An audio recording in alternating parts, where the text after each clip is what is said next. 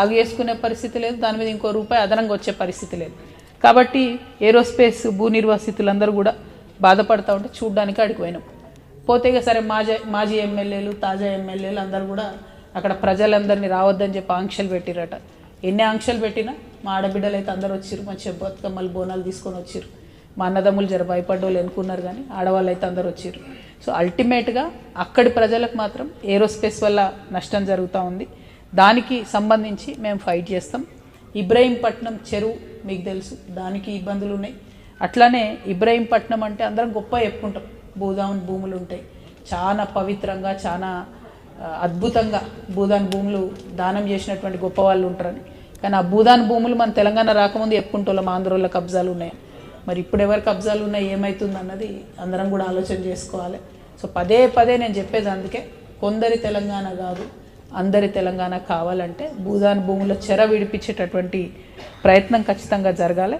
అదేవిధంగా మరి ఇట్లా రంగారెడ్డిలో చాలా సమస్యలు చాలా అంశాలన్నింటినీ చూస్తూ ముందుకెళ్తున్న సందర్భంలో మేజర్ ఇష్యూ మాత్రం ఒకటి మాకు వచ్చింది, ఫార్మా సిటీకి సంబంధించి. అది ఇబ్రహీంపట్నంలో ఇప్పుడు గెలిచిన ఎమ్మెల్యే గారైనా చీఫ్ మినిస్టర్ గారైనా రెండన్నా సతన అడ్జస్ట్ చేసుకుని ఇక్కడ ఇప్పుడు గెలిచినటువంటి ముఖ్యమంత్రి గారైనా పదే పదే ఏం చెప్పారు, ఫార్మా సిటీ భూములు వాపస్ ఇస్తామని చెప్పారు. వాపస్ ఇవ్వకుండా ఇప్పుడు అక్కడ మళ్ళీ 4th సిటీ కడతాం 5th సిటీ కడతాం, అందులో సినిమా వాళ్ళకి ఇండస్ట్రీలు ఇస్తామని చెప్తారు. ఇక్కడ టెక్నికల్ విషయం ఏంటంటే ఫార్మా సిటీ అనేటటువంటిది కండిషనల్ అక్వైర్మెంట్. అంటే ఇక్కడ ఫార్మా కంపెనీలు పెడతాం కాబట్టే భూమి తీసుకుంటున్నాం, ఒకవేళ ఫార్మా కంపెనీలు కట్టకపోతే మీ భూములు మీకు వాపస్ ఇస్తామన్న కండిషన్ మీద తీసుకున్నారు. ఆ కండిషన్ బ్రీచ్ అయిపోయింది, అక్కడైతే ఫార్మా కడతలేరు. ఇప్పుడు ముఖ్యమంత్రి గారు ఏమంటారు, అందులో కొంత భాగంలో మేము ఫార్ములేషన్ యూనిట్స్ పెడతాం, అంటే అది ఫార్మాలోనే ఎండింగ్ యూనిట్, పొల్యూషన్ తక్కువ ఉంటుంది, కానీ మిగతా అన్ని మేము 4th సిటీగా డెవలప్ చేస్తాం, ఫ్యూచర్ సిటీగా డెవలప్ చేస్తామని చెప్తారు. ఇప్పటిదాకా నేను చెప్పిన షేర్లింగంపల్లి కానీ ఇబ్రహీంపట్నం కానీ మహేశ్వరం కానీ ఎక్కడికి పోయి చూసినా కూడా ఉన్న సిటీకే డెవలప్మెంట్కి దిక్కులేదు. ఎక్కడ చూసినా గుంతల రోడ్లు, చిటికెడు వాన పడితే అన్ని కాలనీలు మునుగుతాయి. మరి ఇప్పుడు పోయి కొత్త డబ్బులని మళ్ళీ 4th సిటీలో అక్కడ ఏం లేని దగ్గర అన్యాయంగా వాళ్ళ భూములు లాక్కొని అక్కడ చేసే బదులు ఉన్న సిటీ మీద ఫోకస్ చేయండి. దయచేసి ఎల్బీ నగర్లో క్లీన్గా ఉండేటట్టు చూసుకోండి, దయచేసి షేర్లింగంపల్లిలో బస్సుల్లో కొన్ని ఫెసిలిటీస్ ఇచ్చేటట్టు చూసుకోండి, రైతుల భూములు రైతులకు వాపస్ ఇవ్వండి అనేటటువంటిది మేము తెలంగాణ జాగృతి నుంచి డిమాండ్ చేస్తూ ఉన్నాం.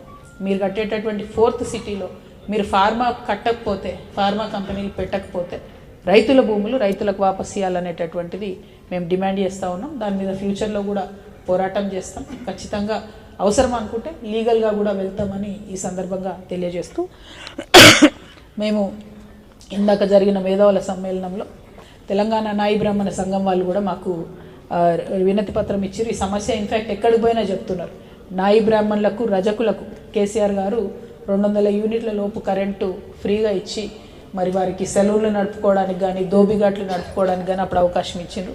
ఈ ప్రభుత్వం వచ్చిన 2 ఏళ్లలో దాదాపు 100 కోట్ల పైచీలకు బిల్లు ఉంది ఇప్పుడు అని చెప్తున్నారు. వాళ్ళు కట్టుకోలేరు, అనవసరంగా వాళ్ళని ప్రభుత్వం ఇబ్బంది పెట్టొద్దు. ఒక పక్క రిజర్వేషన్ ఇవ్వకుండా మోసం చేస్తూ డైరెక్ట్గా పార్టీ నుంచి రిజర్వేషన్ ఇస్తాం, స్థానిక సంస్థలు ఎన్నికలు పోతామని ఒక పక్క చెప్తున్నారు, రెండో పక్క వాళ్ళకి ఆల్రెడీ వచ్చే బెనిఫిట్స్ రాకుండా చేస్తున్నారు. అంటే అల్టిమేట్గా కాంగ్రెస్ ప్రభుత్వం అనేది ఒక బీసీ వ్యతిరేక ప్రభుత్వం అని చెప్పకనే రేవంత్ రెడ్డి గారు పదే పదే చెప్తున్నారు. ఈ వైఖరి కరెక్ట్ కాదు, మానుకోండి, తెలంగాణ బీసీలను ఆదుకోండి, తెలంగాణ నాయి బ్రాహ్మణులను ఆదుకోండి, రజకులను ఆదుకోండి అని చెప్పి ఈ ప్రభుత్వాన్ని నేను డిమాండ్ చేస్తూ ఉన్నాను. ఇంకా అనేక చిన్న పెద్ద సమస్యలు చెప్పుకుంటూ వచ్చారు ప్రజలు. మేము జాగృతి నుండి ఇట్లా జనంబాట కార్యక్రమంలో భాగంగా ఎక్కడికక్కడ మా కమిటీలను వేసుకుంటాం, ఎక్కడికక్కడ మా క్యాడర్ నిర్మాణం చేసుకుంటాం, ఆ సమస్యల మీద డెడికేటెడ్గా పోరాటం చేస్తాం, ఒక సొల్యూషన్ తీసుకొచ్చే ప్రయత్నం చేస్తాం. మేము ఈ 9-10 జిల్లాలు తిరిగిన చోట్ల మేము రేజ్ చేసినటువంటి అనేక అంశాలకు ఇప్పటివరకే ప్రభుత్వం నుంచి ప్రతిస్పందన వచ్చింది, కొంత ఆఫీసర్స్లో కదలిక వచ్చింది, ప్రజల్లో ఒక ధైర్యం వచ్చింది. కాబట్టి చాలా పాజిటివ్ వెల్కమ్ చేస్తున్నటువంటి ప్రజలందరికీ మరొకసారి ధన్యవాదాలు తెలియజేస్తూ, కష్టపడి మరి అన్నీ ఆర్గనైజ్ చేస్తున్న మా జాగృతి నాయకులకు కార్యకర్తలకు అందరికీ కూడా ధన్యవాదాలు తెలియజేస్తూ, వీరందరికీ మా అందరికన్నా ఎక్కువ మీడియా పరంగా అద్భుతమైన సపోర్ట్ ఇస్తూ, ఏ జిల్లాకు పోయినా ఆ జిల్లాలో మేము లేవనెత్తినటువంటి సమస్యలు, అది ధాన్యం కొనుగోలు దగ్గర నుంచి మొదలు పెడితే, పెండింగ్ ప్రాజెక్టుల దగ్గర నుంచి మొదలు పెడితే, అన్నిటి గురించి కూడా సపోర్ట్ చేస్తున్నటువంటి మీడియా మిత్రులకు ధన్యవాదాలు. ప్రత్యేకించి రంగారెడ్డి జిల్లాలో కేసీఆర్ గారు బీఆర్ఎస్ పార్టీ నుంచి బలంగా చెప్పిన విషయం ఏంటంటే లక్ష్మీదేవపల్లి ప్రాజెక్ట్ అనేటటువంటిది పూర్తయితే ఖచ్చితంగా మొత్తం రంగారెడ్డికి నీళ్ళు వస్తాయని అనుకున్నాం. ఇప్పటి వరకు కనీసం అక్కడ శిలాఫలకం కూడా వేయలేదు, ఒక తట్టెడు మట్టి కూడా తీయలేదు. 10 ఏళ్ళ బీఆర్ఎస్లో 2 ఏళ్ళ కాంగ్రెస్లో లక్ష్మీదేవపల్లి ప్రాజెక్ట్ అన్నది జరగలేదు. ఆ లక్ష్మీదేవపల్లి కోసం జరిగినటువంటి ఉద్యమాలలో అక్కడికి ఓన్ నాయకుడు లేడు. కోదండరామ్ సార్ పోయిండ్రు, షర్మిలమ్మ పోయింది, రేవంత్ రెడ్డి గారు పోయిండ్రు, అందరు పోయిండ్రు, కానీ ఎక్కడ కూడా లక్ష్మీదేవపల్లి ప్రాజెక్ట్ గురించి ఆలోచిస్తలేరు. ఇన్ఫ్యాక్ట్ అది రద్దు చేసి రేవంత్ రెడ్డి గారు కొడంగల్ నారాయణపేట ఎత్తిపోతల పథకం చేస్తూ ఉన్నారు. అది కరెక్ట్ కాదు. లక్ష్మీదేవపల్లి ప్రాజెక్ట్ కూడా ఇమ్మీడియట్గా టేకప్ చేయాలి. దానివల్ల మెజారిటీ బెనిఫిట్ అయ్యేది రంగారెడ్డి జిల్లా నియోజకవర్గాలు. ఒక పక్క ఉమ్మడి డెఫినెట్లీ. బట్ ఇప్పుడు మనం విజిట్ చేసిన రంగారెడ్డిలో కూడా ప్రతి చోట ఇబ్రాహీంపట్నంలో దాదాపు 69,000 ఎకరాలకు నీళ్ళు వస్తాయి ఆ ప్రాజెక్ట్ ఫినిష్ అయితే. మహేశ్వరంలో ఒక 40,000, చేవెళ్ళ ప్రతి చోట కూడా బెనిఫిట్ అవుతుంది. కాబట్టి లక్ష్మీదేవపల్లి ప్రాజెక్ట్ని ఇమీడియట్గా కాంగ్రెస్ ప్రభుత్వం టేకప్ చేయాలని డిమాండ్ చేస్తూ మీ అందరి దగ్గర సెలవు తీసుకుంటున్నాను. Thank you. జై తెలంగాణ, జై జాగృతి. ఎందుకే బోర్ కొడుతుందా మీకు? ప్రతి జిల్లాలో 2 రోజులనా? సో నిన్న వచ్చినాం ఇక్కడికి, నిన్న మార్నింగ్ స్టార్ట్ చేసినాం, నిన్న నైట్ కూడా మహేశ్వరంలోనే రాత్రి బస చేసినాం. ఈరోజు ఈవినింగ్ వరకు ఉంటుంది. ఉండి ఇక్కడ నుంచి మళ్ళీ నెక్స్ట్ జిల్లా ఎల్లుండి వనపర్తి పోతున్నాం. సో రేపు ఒక్కరోజు బ్రేక్ ఉంటుంది, కానీ ఆ బ్రేక్లో కూడా మళ్ళీ వేరే ప్రజా సమస్యల మీదనే పోరాటం కంటిన్యూ అవుతుంది. ప్రతి జిల్లా 2 రోజులు. అంతేనా? చెప్తాను.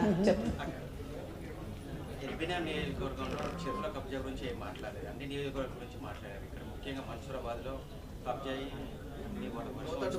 మురిగిపోతుంది, దాని గురించి ఏం మాట్లాడలేదు. అంటే ఎల్బీ నగర్లో నాకు పార్కుల కబ్జా గురించి చెప్పిరన్న, చెరువులో తెలియదు నాకు.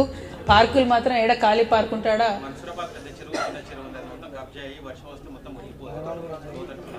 మన్సూరాబాద్ చిన్న పార్కు, చిన్న చెరువు, పెద్ద చెరువు 2 కూడా కబ్జా అవుతున్నాయి. ఇవన్నీ డెఫినెట్గా హైడ్రాకి ఇద్దామన్నా, ఎంతగానో పనిచేస్తారో హైడ్రా చూద్దాము.